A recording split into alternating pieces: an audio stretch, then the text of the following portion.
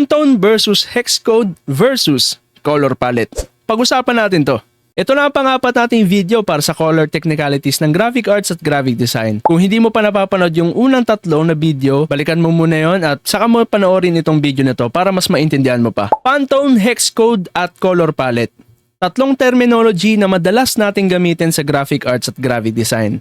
Ano ba ang mga ito? Pantone. Ito ay standardized color matching system. Ang buong mundo ay nagkakaisa sa sistema na to. Ang bawat Pantone colors ay meron tinatawag na Pantone codes. Ang hex code or hexadecimal code ay combination ng letters at numbers na merong 6 digit. Kaya siya tinawag na hex kasi ibig sabihin nito ay 6. Kaya lahat ng hex code ay merong 6 na digit. Ang color palette naman ay collection or selection of colors. So hindi lang siya iisa. Maaring 3, maaring 5 at marami pang iba. Ito ay ang overall aesthetic or harmony ng kulay. Ngayon, kailan natin ginagamit ang Pantone, hex code at color palette? Ang Pantone ay ginagamit for color reproduction. Ang hex code naman ay ginagamit for digital reproduction. Madalas itong gamitin sa website at sa mga screen-based production. Kaya ang color palette, kailan siya ginagamit? Kung meron kang collection of hex code, meron kang collection of Pantone code, ito ay tinatawag ng color palette. Kung meron na tayong design at na-finalize na natin ito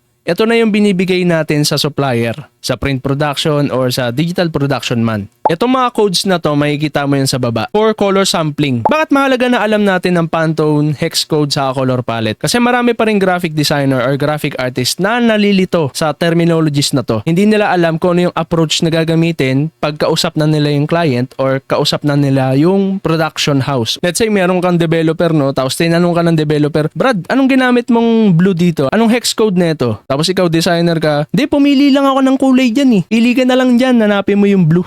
Hindi pa pwedeng ganun. O kaya pumunta ka sa production house or sa printing. Tatanungin ka ngayon ng supplier, Sir, ano yung mga ginamit mong value dito? Nag-CMYK value ka ba dito? Nag-Pantone code ka ba dito? Tapos wala kang may sagot. Ngayon, pag nag-print na yung gawa mo, kasi hindi ka nag-respond, hindi mo alam kung paano mag-respond doon, ang mangyayari, hindi nasunod yung kulay na gusto mo. Kasi ang ginawa mo, minata-mata mo lang. Ginamit mo lang yung visual judgment mo. Bilang brand designer, sa kulay, kailangan mo na kagad i-consider yung digital saka yung print production. Kailangan, pag pumili ka ng color palette, ang bawat color palette mo ay meron ng katumbas na Pantone code at hex code para hindi na magbabago yung kulay nito pag pinrint. Consistent na yung kulay mo. Kasi gumamit ka na ng Pantone code eh. Yun, sana natuto ka at nalaman mo ang tatlong technicalities na ito sa graphic design, ang Pantone, hex code, saka color palette. Follow for more arts and design content and thank you for watching and I will see you in the next one. God bless. Peace.